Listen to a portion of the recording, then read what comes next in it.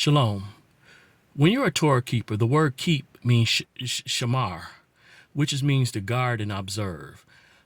Doing so can cause conflict with many things in life now that we're still in this world. So, like with the Sabbath, observing the Sabbath means that you won't do any work on the Sabbath.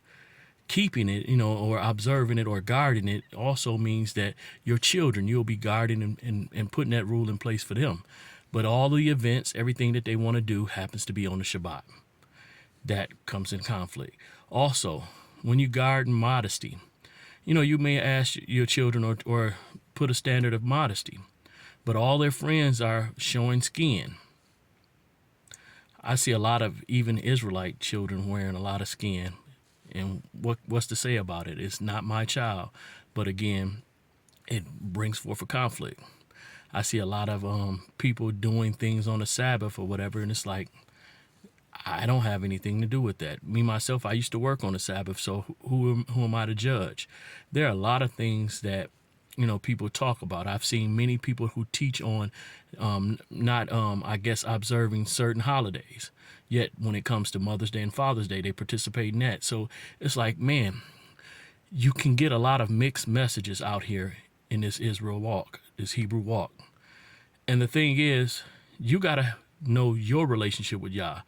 You got to have, a stance and a standard that you observe your convictions and not press on other people your convictions. Thing about that, the reverse a lot of times going to happen. They're going to press their convictions on you. They'll judge you, and sometimes they'll even cut you off because you don't comply to their convictions. I'm one that believes in worshiping only Yahuwah. That doesn't mean I don't observe Messiah, but I don't worship him. And yet with that, a lot of people cut me off. They don't want to have any dealings. But then these same people, observe Father's Day, Mother's Day. They do birthdays, things that I don't do.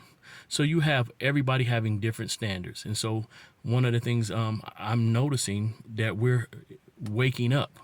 So in that, we're going to have grogginess, and thus we're going to have different things on us that are numb. When you sleep, sometimes you lay on your arm. Arm can be numb. Leg can be numb. We're a body. So parts of us in the process of waking up are going to be numb.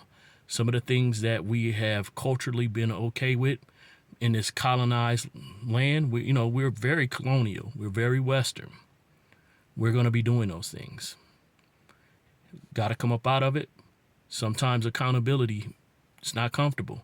When you bring people to accountability, they again will cut you off. We should be able to come to one another and express our faults, but that don't always happen.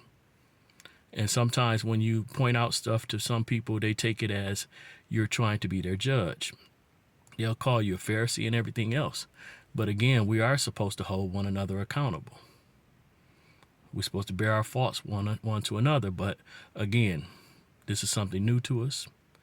And in the process of waking up in the grogginess, a lot of times the numbness overwhelms. And some people would rather cut off relationships rather than cut off the things that they've grown numb due to. Just is what it is. We all have our vices, I guess, and some people will do anything to keep their vices, even if that means cutting off people. And that means cutting off parts of the body. And that's not what it's supposed to be unless that offends you. And a lot of times this offense is supposed to be sin. That's the type of thing that's supposed to offend you, not correction, not holding accountable. That should not be what offends you, but often is. That even happens in households. A parent being a parent can tell a child, hey, this is what we're going to do in this house.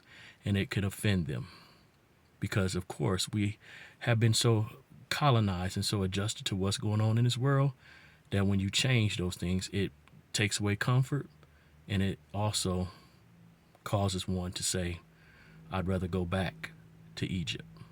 Hallelujah. Hallelujah.